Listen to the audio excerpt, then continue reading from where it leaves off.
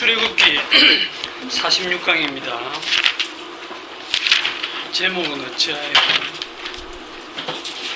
출애굽기 46강 14장 1절에서 9절까지 교독을 하겠습니다. 출애굽기 14장 1절로 9절까지. 여호와께서 모세에게 말씀하여 이르시되 이스라엘 자손에게 명령하여 돌이켜 바다와 밑돌 사이의 비하하롯 앞 곧 바알스몬 맞은편 바닷가에 장막을 치게 하라. 바로가 이스라엘 자손에 대하여 말하기를 그들이 그 땅에서 멀리 떠나 광야에 갇힌 바 되었다 하리라. 내가 바로의 마음을 완악하게 한즉 바로가 그들의 뒤를 뒤따르니 내가 그의 온 군대로 말미암아 영광을 얻어 애굽 사람들이 나를 여호와인 줄 알게 하리라 하시매 무리가 그대로 행하니라. 그 백성이 도망한 사실이 애굽 왕에게 알려지매 바로와 그의 신하들이 그 백성에 대하여 마음이 변하여 이르되 우리가 어찌 이같이 하여 이스라엘을 우리를 섬김에서 놓아 보내었는가 하고 바로가 곧 그의 병거를 갖추고 그의 백성을 데리고 갈새 선발된 병거 600대와 애굽의 모든 병거를 동원하니 지휘관들이 다 거느렸더라. 여호와께서 애굽 왕 바로의 마음을 완악하게 하셨으므로 그가 이스라엘 자손의 뒤를 따르니 이스라엘 자손이 담대히 나갔습니다. 다 같이 애굽 사람들과 바로의 말들 병거들과 그 마병과 그 군대가 그들의 뒤를 따라 바알스몬 맞은편 비하히롯 곁 그들이 장막 친 데에 미치니라. 성경을 자주 안 읽는 게 표가 나죠. 네. 바알스몬 맞은편 비하히롯. 지명이 좀 혀가 잘 안 들어가죠. 비하하롯으로 보이죠. 눈이 예. 오늘 제목이 어찌하여, 저 제목을 한번 썼던 것 같긴 한데 그죠? 창세기 99강인가 보니까 제목이 어찌하여가 있더라고요. 어찌하여. 오늘 본문에 보면 5절에 보면 어찌하여가 있고 우리가 어찌하여 이같이 하여 이스라엘을 우리 섬김에서 놓아 보내었는가 하고 바로왕이 하는 말이 나오고, 그 다음에 11절에 보면 이스라엘 백성들이 모세를 원망하면서 어찌하여 당신이 어찌하여 우리를 애굽에서 이끌어내어 이 광야에서 죽게 하느냐 할 때 어찌하여가 나옵니다. 그러니까 두 번이 나오는데 이 어찌하여라는 말은 이미 일어난, 이미 행한 일에 대한 후회를 담고 있고, 그러니까 자기가 했으면 내가 왜 이랬지, 우리가 왜 이랬기, 우리가 어찌하여 이런 일을 했을까 하는 후회를 담고 있고, 또 11절에 거기는 11절이 아니고 몇 절입니까?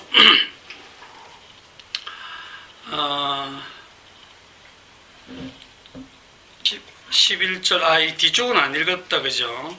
우리 11절까지 쭉 읽었어야 되는데, 10절부터 제가 볼게요. 바로가 가까이 올 때에 이스라엘 자손이 눈을 들어본 적 애굽 사람들이 자기들 뒤에 이른지라 이스라엘 자손이 심히 두려워하여 여호와께 부르짖고 그들이 또 모세에게 이르되 애굽에 매장지가 없어서 당신이 우리를 이끌어내어 이 광야에서 죽게 하느냐 어찌하여 당신이 우리를 애굽에서 이끌어내어 우리에게 이같이 하느냐 우리가 애굽에서 당신에게 이런 말이 이것이 아니냐 이러기를 우리를 내버려 두라 우리가 애굽 사람을 섬길 것이라 하지 아니하더냐 애굽 사람을 섬기는 것이 광야에서 죽는 것보다 낫겠노라. 이렇게 이제 모세를 향한 원망 속에 어찌하여가 나옵니다. 이게 우리들의 모습이거든요. 우리들도 우리들의 어떤 선택과 결정으로 행한 일에 대한 후회를 아주 많이 하면서 살아갑니다. 그때 그 집을 안 팔았어야 되는데, 그때 그 종목을 샀어야 되는데, 그런 거, 그 대학을, 학과를 딴 데를 갔어야 되는데, 그 놈을 안 만났어야 되는데, 뭐 이런, 후회들, 자기가 하는 모든 결정이 나중에 후회가 되면 그런 사람들은 또 뭔가를 결정하기가 두려워가지고 결정 장애가 있어요. 이렇게 할까 저렇게 할까 하면서 다른 사람한테 의지하는데 다른 사람은 그럼 이렇게 해라 했는데 그렇게 해가지고 잘못되면 또 당신이 어찌하여 이렇게 해서 그 사람을 또 원망하게 되죠. 우리들이 이럴 때가 많습니다. 그런데 성경이 하는 얘기는 뭐냐면 어찌하여 했을 때 4절에 보면 내가 바로의 마음을 완악하게 한즉 하나님께서 바로의 마음을 완악하게 만들어서 이스라엘을 추격하게 한다. 이 마음을 하나님께서 조정하신다는 겁니다. 그러니까 이 모든 일들이 일어나는 일들이 우리도 아니고 당신도 아니고 여호와께서 행하시는 일입니다. 이 이스라엘의 경우도 모르는 것도 아니거든요. 어디 있느냐 하면 14장 1절에 여호와께서 모세에게 말씀하여 이르시되 이스라엘 자손에게 명령하여 돌이켜 바다와 믹돌 사이에 비아히롯 앞 곧 바알스본 맞은편 바닷가에 장막을 치게 하라고 이렇게 했을 때 4절 끝에 가보면 그들이 나를 여호와인 줄 알게 하리라 하시매 무리가 그대로 행하니라. 이 말은 모세가 전하는 말씀을 듣고 그대로 했다는 얘기죠. 비아히롯 앞 곧 바알스본 맞은편 바닷가에 이제 장막을 다 쳤습니다. 그랬는데 막상 바로의 군대가 추격해 오는 것을 보니까 뭐라고 하느냐 하면 하나님께 막 부르짖어요. 하나님을 직접 원망하지는 않고 모세를 향해서 원망을 하는 겁니다. 당신이 어찌하여 보면은 불과 구름 기둥이 인도하고 있는 게 분명히 보이는데도 하나님 살려주세요 그러고는 바로 자기 앞에 있는 모세를 원망해서 당신이 어찌하여 우리를 이끌어내서 여기서 다 죽게 하느냐 이렇게 하고 있습니다. 5절에 보시면 그 백성이 도망한 사실이 애굽 왕에게 알려짐에 이 도망했다는 말 속에는 집에서 종살이하던 종놈이 주인 몰래 도망가는 그런 느낌이거든요. 애굽에서 종살이하던 이스라엘이 주인 몰래 도망간 게 아니거든요. 사실은 10가지 재앙을 통해서 바로 왕이 도저히 얘들을 놔뒀다가 나라가 망하겠다 싶어서 모세를 불러가지고 당장 나가라 쫓아냈잖아요. 쫓아내다시피 내보냈고 너희들 정말 재수없는 민족이라 나가라. 뭐 은과 금 폐물 달래도 다 줄 테니까 제발 좀 빨리 나가라 해가지고 다 주워서 내보내잖아. 그죠? 그 모습이 마치 그 전쟁에서 이겨가지고 전리품을 취해서 나가는 듯한 그런 모습이에요. 그거를 8절 끝에는 이스라엘 자손이 담대히 나갔습니다. 이렇게 표현하고 있거든요. 이 담대히 나갔단 말은 영어 성경에는 victoriously 승리한 모습으로 막 당당하게 이 종놈이 말이죠. 주인한테 이겨가지고 승리한 모습으로 재산을 가지고 나가는 그겁니다. 그런데 애굽 왕이 그 사실을 모르는 게 아니에요. 모르는 게 아닌데 누군가가 이제 와서 도망한 사실이 애굽 왕이 알려짐에 바로의 귀에 이제 다시 들리는 순간 새삼스러운 얘기도 아닌데 그 말을 듣는 순간 어찌 됐다는 겁니까? 마음이 변했다는 거죠. 그 말을 딱 보고를 듣는 순간 다 나갔느냐? 예, 다 나갔습니다. 갑자기 마음이 딱 변하는 거예요. 예. 바로와 그의 신하들 마음이 다 갑자기 변해가지고 우리가 뭐 한 거지 금방? 이렇게 되는 거예요. 우리가 우리의 마음이라는 것을 통제가 안 됩니다. 우리는 우리 마음을 우리가 스스로 마음을 만들어내서 통제할 것 같죠. 마음이 어디서 오는지 모르잖아요. 마음이라는 게 뭔가를 보는 순간 내 마음을 딱 사로잡아요. 뭐 백화점 같은 데 가지고 정말 필요 없었는데 딱 보는 순간 그리고 듣는 순간 그게 꼭 필요할 것 같아요. 홈쇼핑 광고 같은 거 보면 안 볼 때는 몰랐는데 딱 보는 순간에 욕망이 막 생기는 거예요. 저거 안 가지면 안 될 것 같고 지금 할인하는데 지금 안 사면 손해볼 것 같고 안 사면 그냥 그저 그만인데 거기에 딱 사로잡히면 지르게 돼 있어요. 딱 지르고 나면 나중에 이제 한 달 후에 카드 명세서가 오죠. 그러면 내가 어찌하여 이걸 샀을까? 샀을 때 행복은 잠시고 그 다음에 카드 빚을 갚아야 될 게.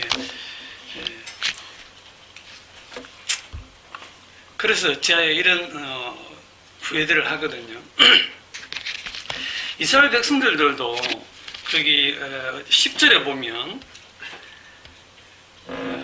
10절 뒤에 보면 바로가 가까이 올 때 이스라엘 자손이 눈을 들어 본적 이래 돼 있어요.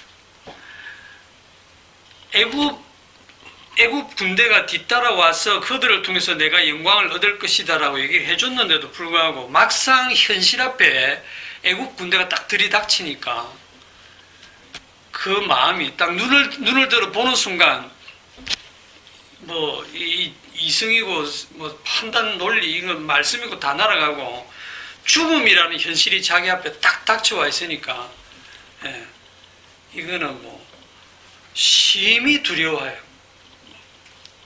여호와께 부르짖고 모세를 원망하고 이거 완전히 뭐 꼼짝말 하잖아요. 지금 어디로 왔는지 아시겠죠? 출애굽기 13장에 보면 20절에 13장 20절에 그들이 숫곳을 떠나서 광야 끝 에담의 장막을 치니 그래 돼 있잖아요. 그러니까 이 애굽을 이렇게 떠나가지고 여기 가나안 땅까지 가는데 요 지중해고 요 해변길을 따라 이렇게 가면 여기 이제 블레셋이 있는 지역인데 요 무역로로 잘 닦여진 해변길로 가면 뭐 상인들은 일주일이면 가는데 아무리 많은 사람이라도 한 달 정도면 충분히 갈 수 있는 거리를 광야로 돌이켰다 했죠. 그래서 이 광야 끝 에담이라고 하는 곳에 진을 쳤는데 하나님께서 뭐라고 하냐면 14장에 모세에게 명령하여 돌이켜 여기서 다시 또 돌이켜 여기서 바로 광야로 가면 될 것을 어디로 가냐면 홍해가 가로막고 있는 이 홍해로 가란 말이에요. 홍해 바닷가 돌이켜 바다와 믹돌 사이에 비아히롯 앞 바알스본 맞은편 아주 지명을 정확하게 지정해 줍니다. 하나님이 창조하실 때 준비해 놓은 장소예요. 양쪽에는 큰 높은 산이 가로막고 있고 굉장히 넓은 바닷가에 거의 뭐 100만 미, 200만 미 들어갈 수 있는 곳이고 양옆은 산이고 앞에는 바다고 뒤에만 길이 있는데 딱 보니까 이건 갇힌 거죠. 전략적으로 보면 절대로 여기는 들어가면 안 됩니다.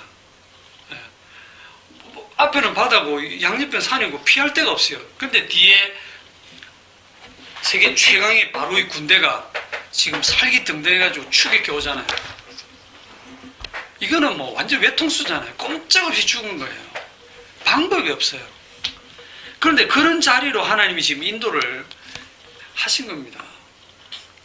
그러니까 이런 상황으로 몰려가니까 우리들도 우리의 삶 속에서 그런 극한 상황 속으로 몰려갈 때 하나님 정말 왜 이러십니까? 이런 생각이 나오거든요. 그런데 하나님께서 그런 방향으로 지금 인도를 하세요. 왜 그래 인도하시는가는 좀 이따 얘기하기로 하고. 그래서 여기서 제가 하고 싶은 얘기가 이렇게 우리들이 어찌하여 하면서 후회하고 당신이 어찌해서 이렇게 했냐고 원망하고 하는데 이게 뭐가 이용이 되냐면 우리가 보는 눈, 우리가 듣는 귀, 그죠? 보고 듣고 하는 거에 의해서 우리가 마음이 막 변하잖아요. 그런데 우리가 보고 듣고 하는 이 모든 것들을 누가 주장하고 계시냐면 하나님이 주장하고 위에 계신 거죠. 우리 옛날에 주일학교 다닐 때 부르던 그 복음송 중에 최종학력이 여름 성경학교쯤 되면 다 아는 노래인데 네 눈이 보는 것을 조심해 이런 노래 있었어요. 네 눈이 보는 것을 조심해 네 눈이 보는 것을 조심해 위에 계신 주께서 사랑스레 보시네 네 눈이 보는 것을 조심해 그 다음에 또 네 귀가 듣는 것을 조심해 이렇게 쭉 나가거든요. 그래가지고 뭐 눈, 귀, 뭐 발, 입 다 합니다. 다 조심해라. 위에 계신 주께서 사랑스럽게 보신다. 네 손이 하는 걸 조심해. 네 입이 말하는 걸 조심해. 막 이렇게 복음송을 하는데 참 재미있게 불렀었는데 그다지 복음적인 건 아니거든요. 내가 보고 듣고 말하고 행하는 걸 다 딱 조심해라고 위에서 주님이 탁 내려다보고 계신 듯한 그런 것인데 기분 나빠. 우리가 조심한다고 되는 게 아니에요. 그렇다고 아이 그러면 조심 안 하고 내 마음대로 살래 그것도 아니에요. 조심해야 돼요. 근데 내가 조심하든 조심 안 하든 일어나는 그런 일들이 다 주님이 내게 가장 필요한 일들을 일으키신다. 그거를 아시라는 거예요. 여러분들이 뭔가를 선택하고 결정할 때 여러분이 주인이 아니고 누가 주인이다? 주님이 주인이다. 주님이 주가 되신다는 것을 지금 성경은 그 얘기를 하고 있는 겁니다.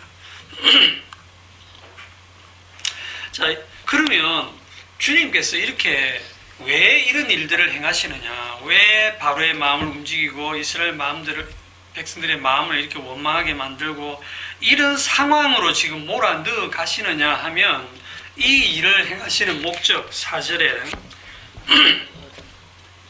자, 내가 바로의 마음을 완악하게 한즉 이렇게 마음을 바꾸시는 이유가 뭐냐 하면 바로가 그들의 뒤를 따르리니 내가 그와 그의 온 군대로 말미암아 영광을 얻어 이렇게 돼 있죠. 영광.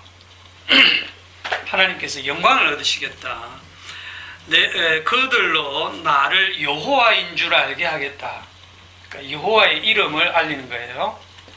여호와의 이름을 알리고 내가 여호와인 줄 알게 하겠다. 나의 영광을 드러내겠다. 요게 여호와께서 행하시는 일이에요. 그런데 내가 그와 그의 온 군대로 말미암아 영광을 얻는다라는 뜻이 뭡니까? 우리들 나중에 보면 이제 그와 그의 군대가 홍해 바다가 갈라지고 거기에 들어와서 하나님께서 그 기적으로 물을 가르고 물을 다시 덮어서 애굽의 군대를 다 수장시키는 그거를 가르쳐서 와 하나님 정말 전능하시고 대단하시다. 엄청난 기적이다. 하고 하나님을 찬양하고 하나님께 영광 돌린다. 이렇게 생각하시죠. 그렇게 생각하시죠? 이해하세요. 혹시 다르게 생각하시면 그럴 수도 있지. 다르게 생각하시면 있으면 말씀하세요. 이 영광을 얻는다는 게 무슨 뜻으로 하시는지. 그렇게 생각했잖아요. 하나님의 능력을 보고 네. 우리가 그분께 정말 대단하십니다. 박수 치면서 하나님. 그렇게 이제 들어왔죠. 네, 그렇게 들어왔죠. 그래서 주님의 영광의 결과일 뿐입니다. 주님이 영광 받으시는 것은 그게 아니에요. 출애굽기 33장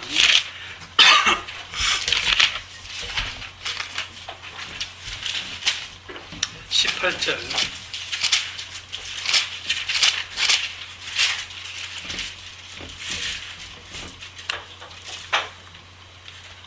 출애굽기 33장 18절 모세가 이르되 원하건대 주의 영광을 내게 보이소서. 여호와께서 이르시되 내가 내 모든 선한 것을 네 앞으로 지나가게 하고 여호와의 이름을 네 앞에 선포하리라. 이게 나오죠. 모세가 영광을 보여달라고 할 때 여호와께서 내가 내 모든 선한 것 그게 여호와의 이름이에요. 여호와의 이름을 네 앞에 선포한다. 요거 그 내용이 뭐냐 하면 나는 은혜 베풀 자에게 은혜를 베풀고 긍휼히 여길 자에게 긍휼을 베푸느니라. 이거예요. 이게 여호와의 영광입니다. 이래 얘기하니까 더 어렵게 느껴지죠. 또 이르시되 네가 내 얼굴을 보지 못하리니 나를 보고 살 자가 없음이니라. 여호와께서 또 이르시기를 보라 내 곁에 한 장소가 있으니 너는 그 반석 위에서 이 반석이 누구를 상징하시는지 알겠죠? 내 영광이 지나갈 때에 내가 너를 반석 틈에 두고 내가 지나도록 내 손으로 너를 덮었다가 손을 거두리니 네가 내 등을 볼 것이 얼굴은 보지 못하리. 얼굴을 보면 죽는다는 말이고 죽지 않도록 하기 위해서 반석 틈에 두고 내가 지나도록 내 손으로 너를 덮는다. 내가 지나도록 내 손으로 덮는다는 게 반석으로 가려주는 거예요. 그 반석이신 예수 그리스도로 죄인이 하나님 앞에 서면 반드시 심판받아 죽는데 주님의 손으로 가려주는 겁니다. 그것이 긍휼을 베풀 자에게 긍휼을 베풀고 은혜 베풀 자에게 지금 은혜 베푸는 거예요. 십자가. 예, 이게 주님의 영광이다 이 말이에요. 이게 신약으로 와서 더 구체적으로 풀어놓은 것을 봅시다. 로마서 9장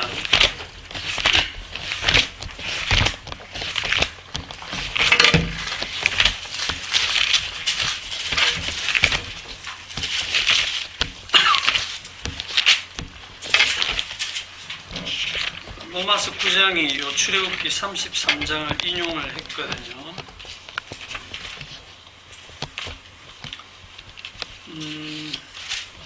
로마서 9장 13절 기록된 바 내가 야곱은 사랑하고 에서는 미워하였다 하심과 같으니라. 그런즉 우리가 무슨 말을 하리요 하나님께 불의가 있느냐 그럴 수 없느니라. 모세에게 이르시되 내가 긍휼히 여길 자를 긍휼히 여기고 불쌍히 여길 자를 불쌍히 여기리라 하셨으니 여기 나오죠. 여기에 긍휼히 여길 자 긍휼히 여기고 불쌍히 여길 자 불쌍히 여긴다 이 말은 다른 말로 풀이하면 내가 야곱은 사랑하고 에서는 미워하였다 이 말입니다. 내가 야곱은 사랑하고 에서는 미워했다. 누구 마음대로? 주님 마음대로.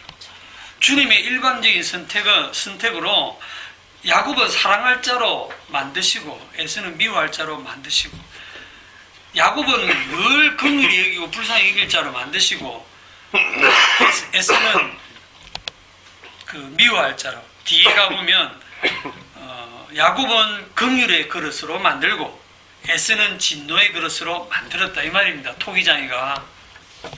이해되시죠? 16절에 그런즉 원하는 자로 말미암음도 아니요 다른 박질하는 자로 말미암음도 아니요. 원하는 자가 누구? 다른 박질하는 자가 누굽니까? 내가 하나님께 사랑받기를 원하고 내가 하나님께 복을 받기를 원하고 그래서 내가 종교적인 열심을 내고 말씀을 열심히 순종하고 하는 이 모든 것들이 원하는 자고 다른 박질하는 거야. 네가 그렇게 잘하면 내가 복을 줄게 이런 말씀이 아닙니다. 성경은. 그런데 마침 구약의 그 율법을 주실 때는 하나님께서 내가 너에게 복과 저주를 둔다. 이 법을 잘 지키면 내가 1000대까지 복을 내리고 안 지키면 3, 4대까지 저주를 내린다. 뭐 이렇게 하신 말씀들이 있잖아요. 마치 인간이 잘하면 복 받고 잘못하면 벌 받을 것처럼 뒤에 율법을 주셨거든요. 근데 그거는 인간의 죄를 드러내기 위해서 그렇게 주신 거예요. 원래는 그 율법을 주시기 430년 전에 아브라함에게 하나님의 일방적인 그냥 사랑, 선택, 그 믿음으로 어렵다함을 얻는 그 원리를 주셨잖아요. 그래서 원하는 자로 말미암음도 아니요 다른 박질하는 자로 말미암음도 아니요 오직 긍휼히 여기시는 하나님으로 말미암음이니라. 성경이 바로에게 이르시되 내가 이 일을 위하여 너를 세웠으니 이 일을 위하여가 뭐냐 하면 뭐겠어요? 내가 이 일을 위하여 사랑하는 자 사랑하고 그렇죠. 내가 사랑하는 자를 보여주기 위해서 야곱 즉 이스라엘 선택하고 그 다음에 그 이스라엘과 반대편에 내가 미워하는 자, 내가 진노를 내릴 자를 위해서 내가 이 일을 위해서 너를 세웠으니 곧 너로 말미암아 바로입니다. 바로 너를 세워서 너를 통해서 내 능력 보이고 내 능력이죠. 이게 능력 또는 권능 이게 나와요. 내 능력과 권능을 보이고 여기 여호와의 이름 내 이름이 온 땅에 전파되게 하려 함이라 하셨으니 그 내용이 뭐냐 18절 그런즉 하나님께서 하고자 하신 자를 긍휼히 여기시고 하고자 하신 자를 완악하게 하시느니라. 어찌하여라는 데 대한 답이 이겁니다. 하나님께서 그렇게 하신다는 거예요. 그러면 아멘 하시면 되죠. 네. 주님 당연하십니다. 주님이 하시는 일은 합당하십니다. 바로는 이런 역할로 이스라엘은 이런 역할로 이렇게 예. 우리에게 보여주시는 그런 역할이다. 그걸 보여주시는 거예요. 자, 요한복음 12장을 가봅시다. 그래서 주님이 사랑할 자 사랑하고 미워할 자 미워하는 이것이 여호와의 이름이 하시는 일이고 여호와의 영광이고 여호와의 능력이고 권능입니다. 쉽게 얘기하면 내가 심판주다 그 말입니다. 심판주. 요한복음 12장 37절 이렇게 많은 표적을 그들 앞에서 행하셨으나 그를 믿지 아니하니. 예수님이 이스라엘 유대인들 앞에 많은 표적을 행했는데 그를 믿지 않았답니다.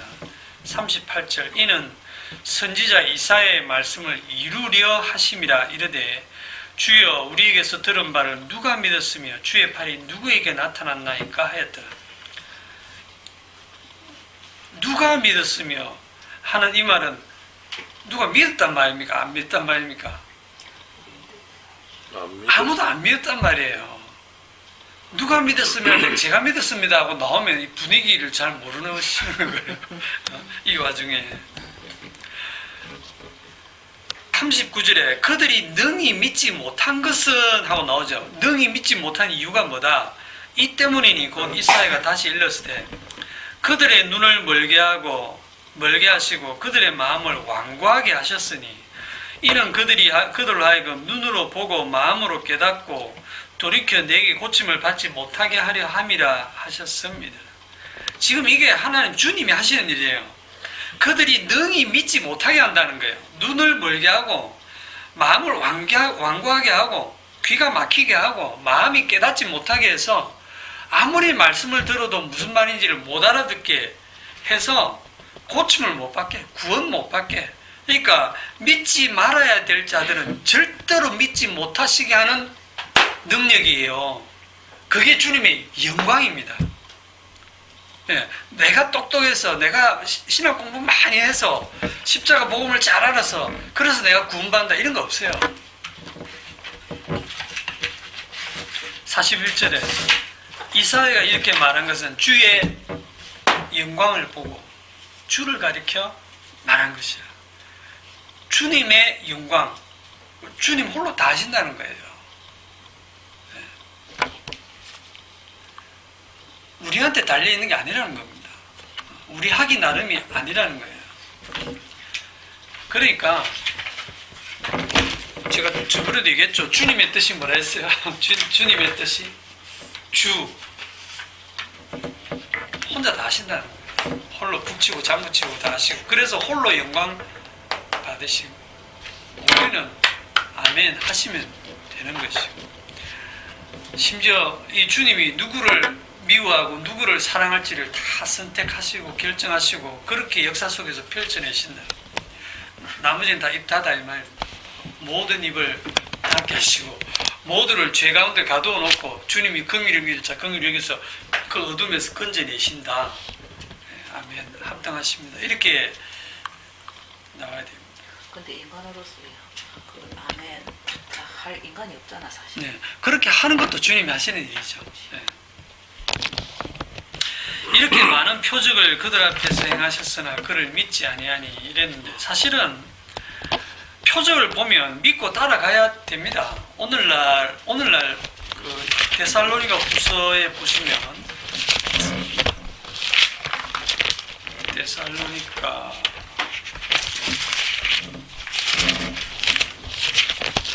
데살로니가 후서 2장 9절에 2장 9절에 악한 자의 나타남은 사탄의 활동을 따라 모든 능력과 표적과 거짓 기적과 불의의 모든 속임으로 멸망하는 자들에게 있으리니 멸망하는 자들이 딱 정해져 있다 이 말입니다. 이는 그들이 진리의 사랑을 받지 아니하여 구원함을 받지 못합니다. 이러므로 하나님이 미혹의 역사를 그들에게 보내사 거짓 것을 믿게 하심은 진리를 믿지 않고 불의를 좋아하는 모든 자들로 하여금 심판을 받게 하려 하심이라. 여기에 하나님께서 못 믿게 하는 정도가 아니고 아예 적극적으로 거짓 것을 믿게 하신다. 주님의 영광입니다. 네. 지가 똑똑해서 믿는 줄 알았는데 주님이 그렇게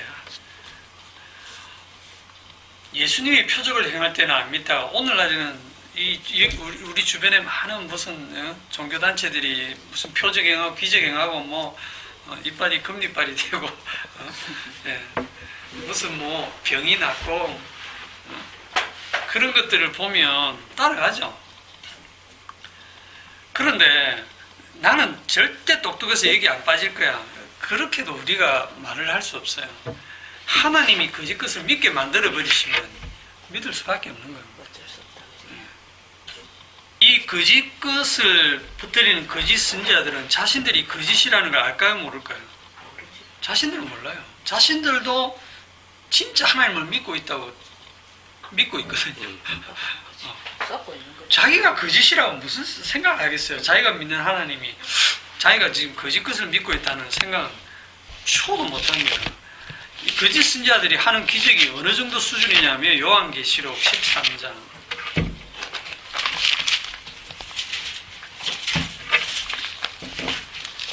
요한계시록 13장 13절 큰 이적을 행하되 심지어 사람들 앞에서 불이 하늘로부터 땅에 내려오게 하고 짐승 앞에서 받은 바 이적을 행함으로 땅에 거하는 자들을 미혹하며 땅에 거하는 자들이 이르기를 칼에 상하였다가 살아난 짐승을 위하여 우상을 만들라 하더라. 여기에 보면 큰 이적을 행하되 심지어 사람들 앞에서 불이 하늘로부터 땅에 내려오게 한다. 불이 하늘에서 땅으로 떨어지는 기적이 구약 성경에 나오죠. 예, 열왕기하 18장에 보면 엘리야 선지자가 바알과 아세라 거짓 선지자 800명을 모아놓고 대결하자 해가지고 그 송아지를 잡아서 올려놓고 제단을 쌓아놓고 우리가 기도해서 불로 응답하는 신을 진짜 신으로 하자 이렇게 해서 좋다 해가 내기를 한 거예요. 그때 바알과 아세라 선지자들이 곤란하다 이래 안 했습니다. 왜 안 했을까요? 할 수 있어. 확신을 가졌거든요. 자기들에게 수많은 기적들이 일어났거든요. 아, 하늘에서 불 떨어진 거 이거 된다. 우리 바알신 아세라 신이 충분히 하실 수 있는 일이다. 확신했어요. 그 사람들이 거짓 믿음이었으면 그런 얘기 안 합니다. 사람들 다 모인 데서 해가지고 뭐 안 되면 얼마나 우사스럽고 예? 그렇겠어요. 목숨 걸고 했죠. 그렇죠. 그래갖고 막 아침부터 계속 기도하고 소리 지르고 이제 나중에 자기 몸을 상하게 하면서 정성을 보이고 그냥 주야 주여 부르짖고 만세가 아니고 주여 삼창하고 뭐 그렇게 저녁 소재 드릴 때까지 계속 했는데 그날따라 응답을 안 하시네 이 바알 신이. 그 전까지는 그렇게 응답을 잘 하시던 분이 바알과 아세라가 아무 응답을 안 하시네. 그렇게 하루 종일 허탕을 치고 그 엘리야가 이제 너희 신이 졸고 있는갑다 뭐 어디 산책 갔는갑다 뭐 좀 더 크게 소리 질러라 하고 한참 놀리다가 이제 안 되겠다 나와라 내가 하겠다 하고 엘리야가 거기다가 물을 갖다 부으라 하죠. 물 12통 막 해가지고 아주 도랑에 물이 가득 차게 해가지고 불을 인위적으로 붙일 수 없을 정도로 해놓고는 기도하잖아요. 그때 하늘에서 즉각적으로 응답이 내려오죠. 하늘에서 불이 떨어져서 그 다 태워버리잖아요. 그걸 보고 이스라엘 백성이 뭐라고 합니까? 모든 백성이 보고 엎드려 말하되 여호와 그는 하나님이시로다. 여호와 그는 하나님이시로다. 이렇게 나와요. 그 분위기를 타가지고 저 거짓 선지자들을 잡아라. 기손 시대로 데려가서 다 죽이잖아. 그죠? 그 정도 기적을 봤으면 사람이 변해야 되잖아. 근데 그 이후에 상황이 어떻게 됐냐면 이세벨이 그 엘리야를 죽이겠다라고 하니까 엘리야는 실망하고 멀리 도망가 숨고 이스라엘 백성들 하나도 안 도와주죠.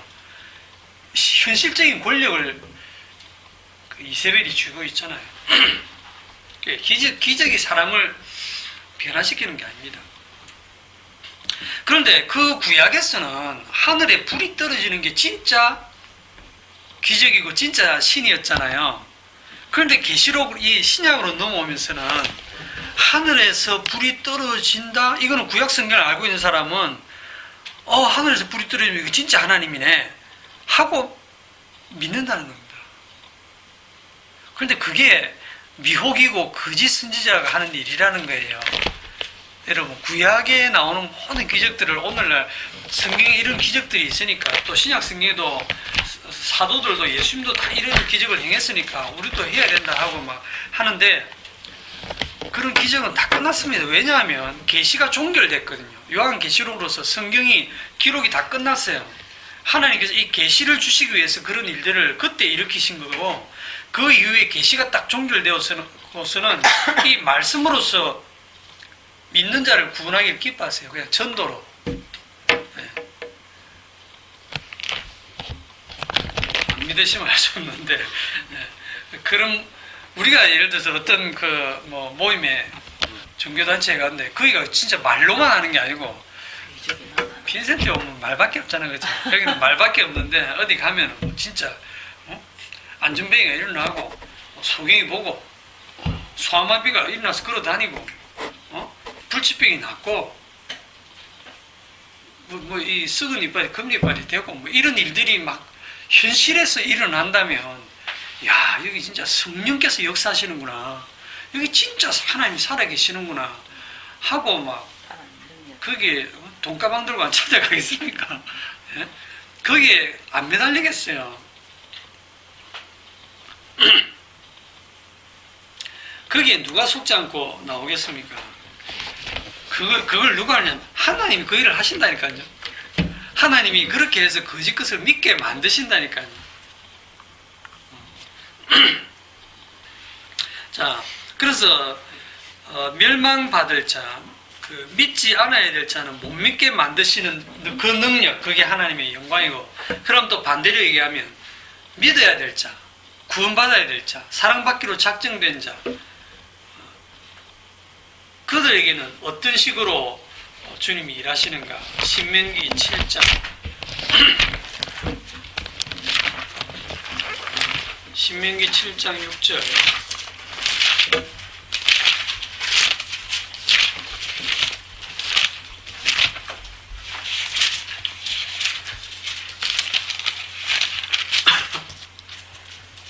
신명기 7장 6절 너는 여호와 내 하나님의 성민이라 거룩한 백성이라 내 하나님 여호와께서 지상 만민 중에서 너를 자기 기업의 백성으로 택하셨나니 여호와께서 너희를 기뻐하시고 너희를 택하심은 너희가 다른 민족보다 수요가 많기 때문이 아니라 너희는 오히려 모든 민족 중에 가장 적으니라.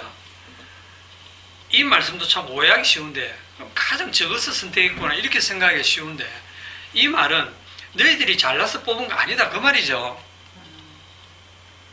그렇죠.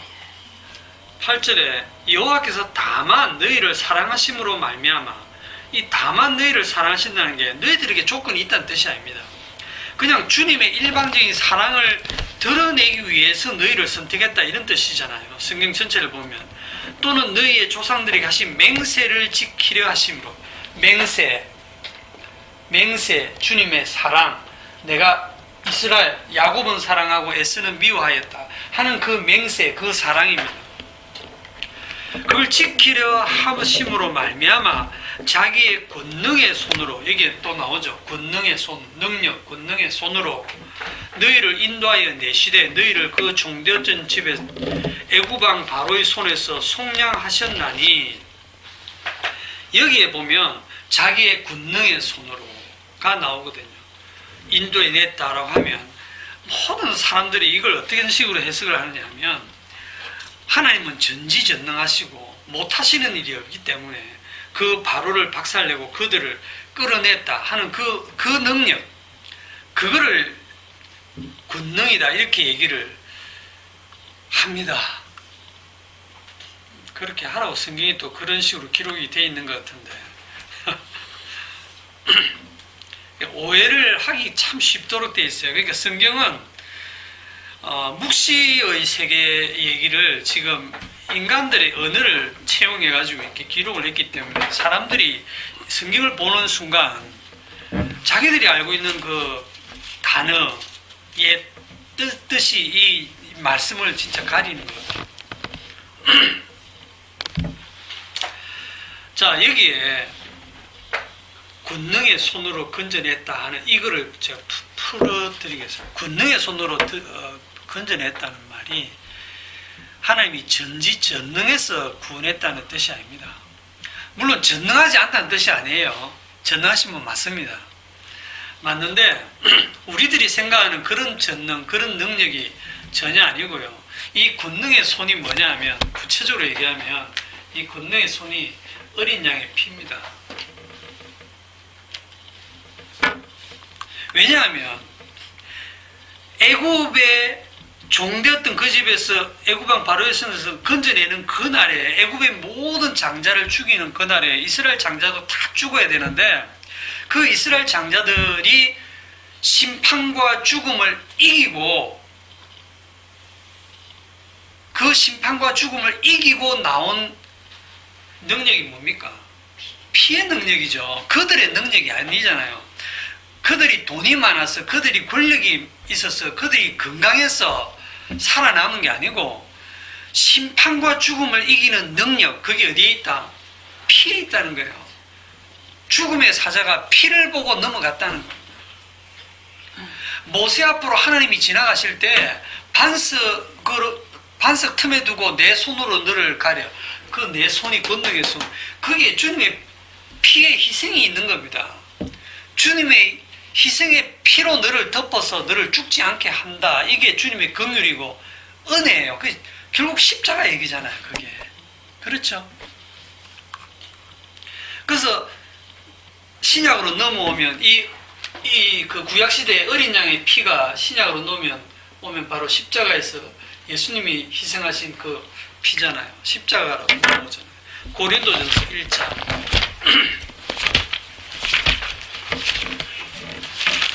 우리는 너무 쉽게 이 피를 넘겨버리고 그냥 하나님의 전지전능하신만, 그거는요 철학자들도 다 압니다. 하나님이 전능하시다는 거. 고린도전서 1장 18절.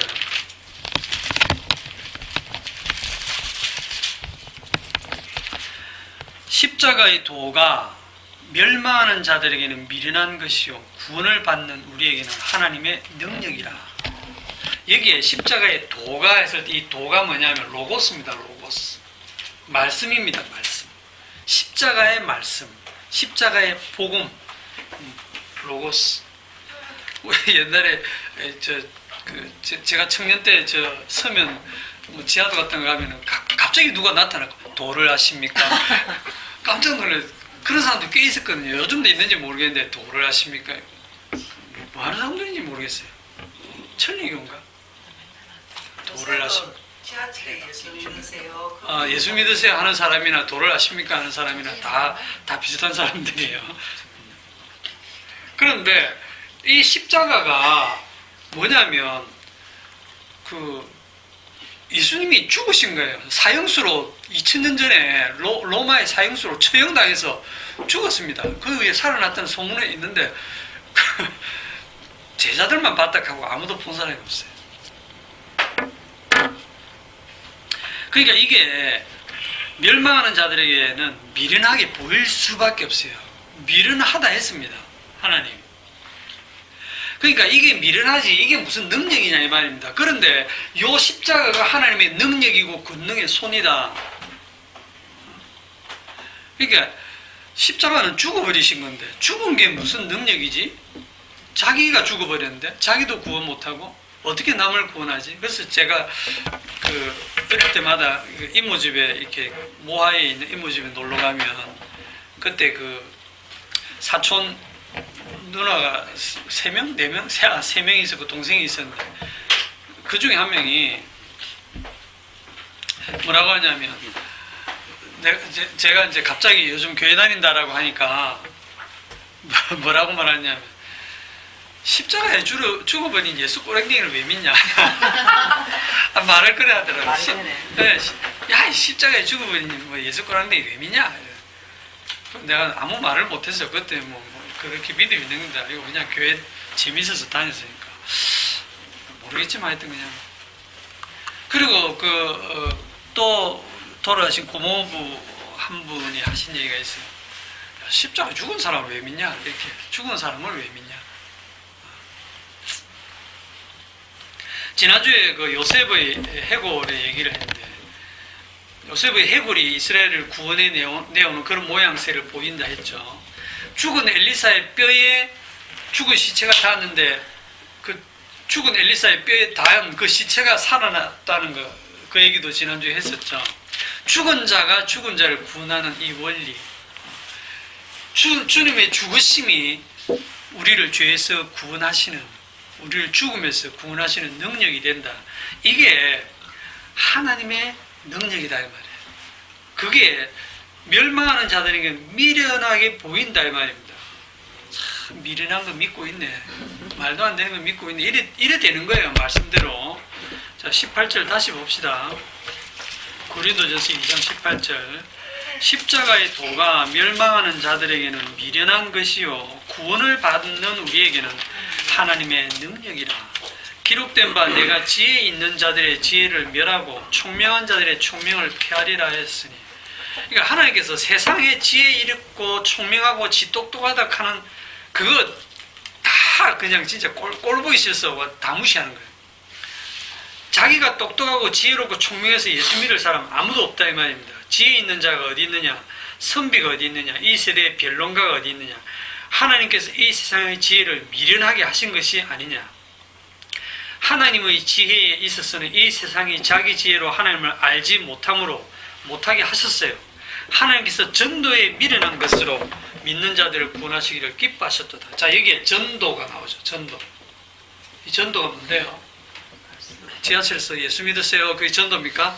그게 전도가 아니고 앞에 18절에 나오는 십자가의 도, 십자가의 로고스, 십자가의 말씀, 이거를 여기서는 전도라는 말로 바꾼 거예요. 18절에서는 십자가의 도가 미련한 것 이렇게 미련한 것으로 본다 했는데 여기서는 전도의 미련한 것 이렇게 나오죠. 전도, 십자가의 도. 성경은 같은 말을 반복하지 않고 같은 뜻을 다르게 계속 표현을 하기 때문에 사람들이 이 단어, 우리가 아는 단어 뜻을 가지고 이걸 자꾸 풀려가다 보니까 성경 뜻하고 전혀 다르게 풀 때가 많습니다. 유대인은 표적을 구하고 하늘에서 떨어지는 막 불이나 이런 걸 보기를 원합니다. 종교적인 기적을 원해요. 유대인들은. 그런데 이제 그런 기적 없습니다. 유대인들은 표적을 구하고 헬라인들은 지혜를 찾습니다. 진짜 전지전능하신 하나님에 대한 하나님이 이런 분이다 저런 분이다 해가지고 철학적으로 이렇게 정립된 그런 신학 체계가 있잖아요. 그런 것들이 정말 믿을 만하다고 생각이 되죠. 그러나 우리는 십자가에 못 박힌 그리스도를 전하니, 십자가에 못 박힌 그리스도를 전하니, 유대인들에게는 그리끼는 것이요 걸림돌이다. 이방인들에게는 미련한 것, 어리석게 보인다면, 저는 십자가를 복음을 믿냐 이렇게. 오직 부르심을 받은 자들에게는 유대인이나 헬라인이나 그리스도는 하나님의 능력이요 하나님의 지혜니라. 하나님의 어리석음이 사람보다 지혜롭고 하나님의 약하심이 사람보다 강하노라. 자, 정리하면 하나님의 그 영광, 능력, 권능의 손, 여호와의 이름, 그게 전부 뭘 얘기하고 있다? 십자가를 얘기하고 있다. 이 십자가가 능력이다 이 말입니다. 그게 출애굽 당시에는 어린 양의 피, 그 피가 심판과 죽음에서 건져내는 능력이었죠. 신약으로 놓으면 그게 뭘 가리키느냐 하면 예수님의 십자가, 그 십자가 피가 능력이다. 이 십자가로부터 심판과 구원의 능력이 나옵니다. 그래서 우리가 출애굽기를 보실 때에 절대 잊지 말고 봐야 될 게 뭐냐 하면 어린 양의 피를 쫙 깔아 놓으세요. 어린 양의 피로 출애굽시켰다는 거예요. 그런데 성경 기록은 이렇게 되어 있습니다. 내가 권능의 손으로 너희를 애굽 종되었던 집에서 너희를 인도해 냈다. 내 권능의 손으로 할 때 그 권능의 손이 뭐냐 하면 십자가입니다. 어린 양의 피입니다. 그러니까 어린 양의 피가 딱 깔려 있으면서 출애굽기를 보셔야 돼요. 그러면 오늘 출애굽기 14장에 딱 가셔가지고 출애굽기 14장 그 앞에 13장 21절에 보시면 여호와께서 그들 앞에서 가시며 낮에는 구름 기둥으로 그들의 길을 인도하시고 밤에는 불 기둥을 그들에게 비추사 낮이나 밤이나 진행하게 하시니. 자, 불 기둥과 구름 기둥으로 인도하시고 진짜 멋지게 보이잖아, 그죠? 어떤 사람들 이제 밤에는 추우니까 불 기둥, 낮에는 햇빛이 너무 뜨거우니까 구름 기둥으로 그늘을 만들어줘서 인도하신다. 뭐 그렇게 재밌게 볼 수도 있지만 여기서 불 기둥과 구름 기둥은 하나님의 임재를 의미하고 하나님께서 이렇게 실제로 임재하시면서 인도하시는 그 근거가 뭐냐라고 딱 물으면 뭐라고 나와야 됩니까? 그렇죠. 어린 양의 피가 깔려 있는 겁니다. 어린 양의 피를 근거로 해서 이렇게 인도하시지 그냥 뜬금없이 그냥 구름 기둥, 불 기둥이 막 나타나는 게 아닙니다. 어린 양의 피로부터 나오는 거예요, 이게. 그러면 신약으로 넘어오면 이 구름 기둥과 불 기둥이 뭐냐면 성령입니다. 신약의 성도들에게는 성령이 불 기둥과 구름 기둥에 대해서 인도하세요. 이 성령이 어디서 나옵니까? 그냥 뜬금없이 오는 게 아니라 십자가에 죽으신 주님이 부활 성천하셔서 하나님 보좌 우편에서 이제 아버지로부터 성령을 받아서 보내주시죠. 그분이 심판주가 되셔서 그분이 성령을 보내주세요. 그래서 그때부터 성령을 그리스도의 영이다 이렇게 부르는 겁니다. 그리스도의 영. 그리스도. 그러니까 그 성령을 받은 사람들은 뭘 하느냐? 성령은 그리스도만 전합니다. 딴 얘기 안 합니다. 나 성령 받았다 자랑 안 합니다. 나 이런 능력 행한다 자랑 안 해요. 자기 신앙 좋은 거 자랑 안 합니다. 성령 받은 사람들은 성령께서 뭐냐면 죄를 책망하기 때문에 나는 죄인 중에 괴수입니다.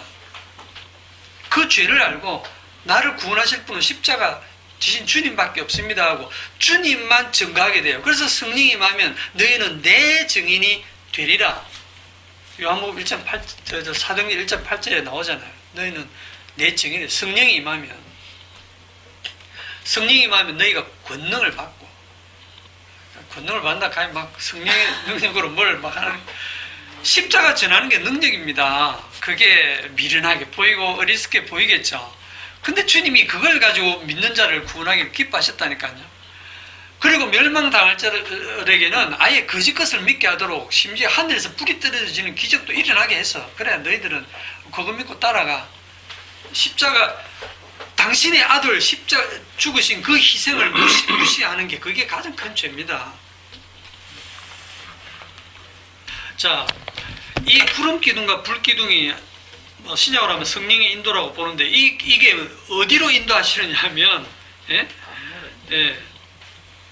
딱 정답을 얘기하죠. 성도를 어디로 인도하느냐 하면 사지로 인도하시죠. 그렇죠. 예, 이제 정답이 나오시네. 사지로 인도하십니다. 사지. 죽을 자리로 인도하십니다. 예. 지금 그 얘기를 내가 또 하려고 했는데 답이 나와서 기쁩니다. 20절에 그들이 숲곳을 떠나서 광야 끝 에담의 장막을 치니, 예. 이 해변길 지름길 안 가고 광야로 들어가는 것까지는 좋아요. 그래요. 광야 끝 에담의 장막 쳤어요. 이제 광야로 들어가면 고생 좀 하다 가겠죠. 이런 생각을 했는데 14장 2절에 이스라엘 자손에게 하나님이 명령이 새로 딱 오는데 돌이켜 더 내려가 바다와 믹돌 사이 비아히롯 앞 곧 바알스본 맞은편 아주 정확하게 지명을 얘기해서 그 바닷가 앞에 장막을 치라. 그거 딱 준비되어 있어요. 하나님 창세전부터 딱 그 자리에 예비한 거예요. 거기에 딱 장막을 쳐가지고 바로왕이 추격에 와서 딱 봤을 때 저놈들 진짜 완전 도간에 든 지다. 앞으로는 바다, 좌우는 산이고 뒤로는 우리가 있으니까 그 어디냐면 죽음의 자리입니다. 죽음의 자리. 예, 죽음의 자리로 내몰린 거예요. 그래서 홍해 바다가 뭐냐면 홍해 바다가 이게 바다라고 하는 게 심판과 죽음을 상징하거든요.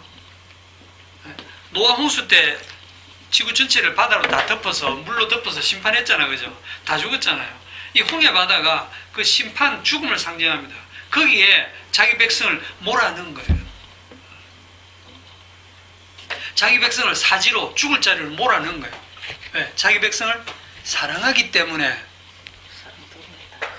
실감이 안 나시죠? 아, 사랑하신다면 살려주셔야죠. 왜 죽을 자리로 몰아넣으시냐. 살리려고 죽을 자리로 몰아넣으시는 겁니다. 죽어야 살거든요. 이 옛사람이 완전히 죽어야 부활이 왜 있습니까? 죽어야 부활되죠. 죽어야 부활되잖아요. 예수 그리스도 함께 부활하기 위해서 예수 그리스도 함께 죽어야 돼요. 그게 하나님의 사랑입니다. 죽을 자리로 하나님 인도하세요. 이스라엘 백성들은 사는 데만 관심이 있겠지만 죽겠다고 소리 지르는데 이 홍해 바다로 들어가죠. 이스라엘이 들어가고 애굽 따라 들어가고 다 들어갔어요. 누구도 예외 없이 심판과 죽음 속으로 다 들어가게 돼 있단 말입니다. 그런데 그 홍해 바다가 갈라져서 마른 땅같이 이스라엘이 지나가잖아요. 그래서 홍해 저 반대편에서 보면 이스라엘이 나오는데 마치 심판과 죽음에서 살아나오는 거잖아요. 그 모습이 부활에 나오는 모습과 같거든요. 자, 그 능력이 어디에 있습니까? 아까 얘기했죠. 어린 양의 피를 쫙 깔아라니까요. 그거로 다 풀린다니까. 어린 양의 피의 능력으로 구름 기둥과 불 기둥이 인도하시고 그 구름 기둥과 불 기둥이 죽음으로 인도하시는데 그 죽음을 이기고 살아나오는 그 능력이 역시 어린 양의 피에 있다 이 말입니다. 십자가의 능력에 있다 이 말입니다.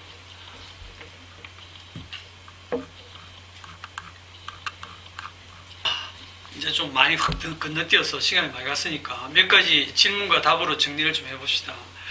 우리의 구원이 무엇으로부터 구원입니까? 무엇으로부터 구원입니까? 심판과 죽음. 네. 로마서 5장 9절. 우리 아는데 딱 물으면 답하기가 좀 그렇죠, 그죠?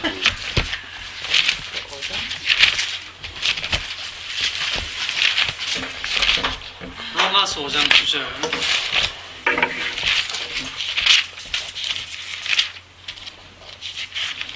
다 같이 시작. 우리가 그의 피로 말미암아 없다 하심을 받았으니 더 그의 피로 말미암아 진노하심에서 구원을 받을 것이니. 뭐에서 구원받습니까? 하나님의 진노. 이 진노라는 단어로 여러분이 성경을 검색해 보세요. 저는 검색 기능이 좋으니까. 하나님은 진노하시는 분입니다. 죄인은 하나님 앞에 살 수가 없어요. 모세조차도 하나님의 얼굴을 보면 죽게 돼 있습니다. 그 출애굽 때에 애굽 땅에 죽음의 사자가 내려가서 그 재앙이 내린다는 게 하나님의 진노거든요. 진노에 의해서 애굽 땅의 모든 장자는 다 죽게 돼 있어요. 다 죽는 그 하나님의 그 진노에 의해서 다 죽는데 그 진노에서 구원받아 나온 게 뭐냐면 어린 양의 피가 있는 집의 장자만 살아나왔잖아, 그죠? 그게 오늘 여기에 성경에 보면 이제 우리가 그의 피로 말미암아 이래 나오잖아요. 이거 우리한테 있는 게 아닙니다.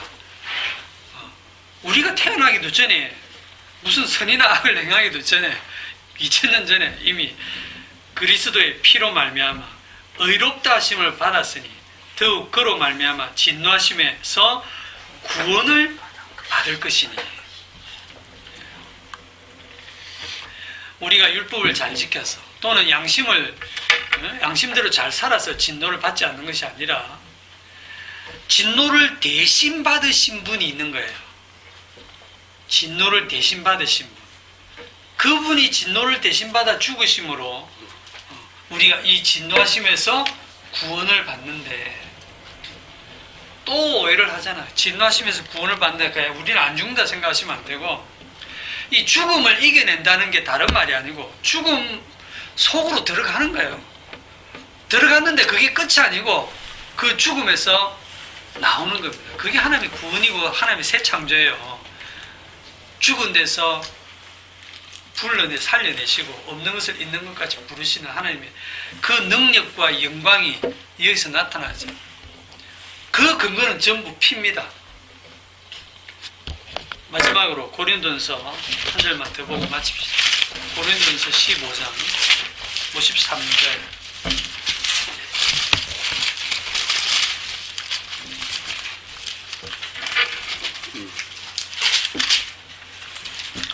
고린도전서 15장 53절. 이 썩을 것이 반드시 썩지 아니할 것을 입겠고 이 죽을 것이 죽지 아니함을 입으리로다. 이게 무슨 뜻일까요? 우리가 애들 되게 속삭인 것 같은 부모는 이 썩을 것이 상당히 성경적인 욕인 것 같아요. 이 썩을 것이 반드시 썩지 아니할 것을 입겠고 이 죽을 것이 죽지 아니함을 입으리로다. 우리가 첫 아담 속에서 태어날 때는 땅에서 났고 흙에 속한 자고 그 앞부분 여기 다 했었다, 그죠? 육의 몸으로 났고 그 42절에 죽은 자의 부활도 그와 같으니 썩을 것으로 심고 썩지 아니할 것으로 다시 살며. 그러니까 썩을 것으로 심고 하는 말은 심는단 말이 뭡니까? 죽는단 말입니다. 썩을 것으로는 썩어야 됩니다. 너는 흙이니 흙으로 돌아갈지니라. 흙으로 돌아가야 됩니다. 완전히 무로 없는 걸로 돌아갑니다. 그런데 거기에서 살려낸다. 하나님께서 살려내신다. 이 썩을 것이 반드시 썩지 아니할 것을 입겠고 이 죽을 것이 죽지 아니함을 입으리로다.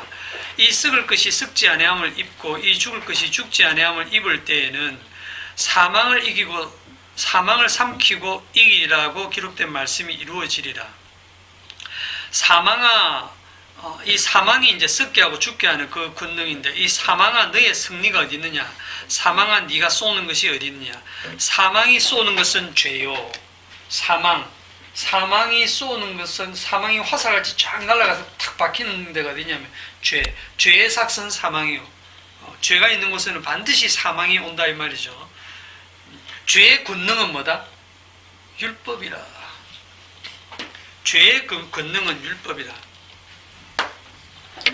그래서 이 율법을 주신 이유가 죄를 더하게 하고 죄로 심히 죄되게 하고 그죠? 죄를 더 짓게 하고. 법이 없을 때는 죄를 죄인 줄 몰랐는데 법이 오는 순간 죄라는 걸 알게 되죠. 그러면 우리가 그 법을 지켜서 구원받아라고 주신 게 아니잖아요. 그 법을 통해서 내가 죽을 죄인이구나 하는 걸 알아라는 거예요. 그래서 이 율법을 지켜서 구원받을 수 있는 게 아니라 이 율법으로 인해서 우리는 죽어야 되고 죽었는데 다시 살 수 있는 건 뭐냐 하면 57절에 우리 주 예수 그리스도로 말미암아 우리에게 승리를 주시는 하나님께 감사하노니. 우리가 신앙생활 열심히 해서 복받을 짓을 해서 그런 게 아니고 예수 그리스도로 말미암아 우리에게 승리를 주신다. 이 승리가 죽지 않게 하는 승리가 아니고 죽는데 다시 살려내시는 그 승리다.